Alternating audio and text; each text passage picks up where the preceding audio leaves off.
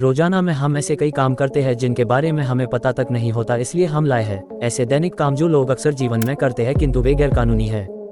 लेकिन इससे पहले कि आप वीडियो में खो जाओ, वीडियो को लाइक शेयर सब्सक्राइब करना ना भूले। नंबर 1, दिल्ली में टिड्डियों के हमले के समय पूर्वी पंजाब कृषि कीट रोग और हानिकारक खरपतवार अधिनियम 1949 के अनुसार यदि टिड्डियों ने शहर पर हमला किया लेकिन आप ड्रम बजाकर अधिकारियों को इसकी सूचना देने में विफल रहे तो आप 50 रुपये का जुर्माना देने के लिए उत्तरदायी हैं। नंबर 2, यदि आप पाते हैं कि 10 रुपये से अधिक का पैसा पड़ा हुआ है तो आप इसकी सूचना न देकर अपराध कर रहे हैं। 1878 के ट्रेजर ट्रोव एक्ट के अनुसार आपको जो भी खजाना मिलता है वह सरकार का होता है, लेकिन अगर यह 10 रुपये से कम है तो आप इसे रख सकते हैं। फैक्ट नंबर 3, बिना परमिट के पतंग उड़ाना गैर कानूनी है।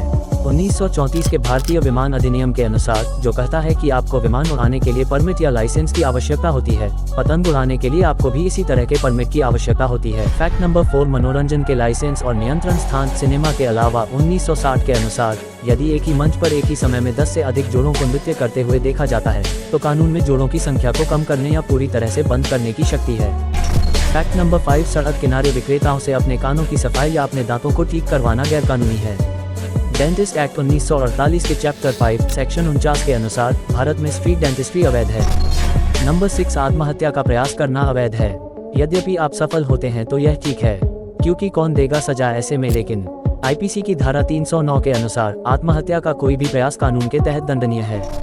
नंबर 7, जिन कारखानों में श्रमिक काम करते हैं वहां थूकदान नहीं रखने वाली फैक्ट्रियां होना गैर कानूनी है, लेकिन यह भी विडंबना है कि कर्मचारियों के लिए थूकदान तो दूर टॉयलेट की भी उचित व्यवस्था नहीं होती है।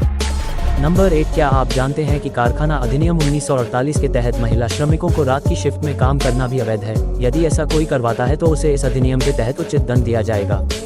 Bombay prevention of begging act 1959 भीख मांगने को अपराध मानता है और कानून को दिल्ली ने भी अपनाया था।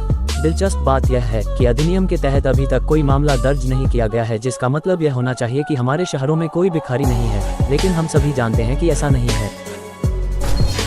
पायरेसी यह उन गैर कानूनी गतिविधियों में से एक है जिनसे हमें कोई फर्क नहीं पड़ता और लगभग हर कोई इसे करता है। एक अनुमान के अनुसार भारत के और प्लेटफॉर्म्स अपनी आय का 30% पायरेसी के चलते को देंगे। पायरेसी के कार्य में आईपीसी की धारा 415 के तहत धोखाधड़ी शामिल होगी और जो कोई भी इसे करता पाया जाता है वह 1 वर्ष के कारावास या जुर्माना या दोनों के लिए उत्तरदायी होगा।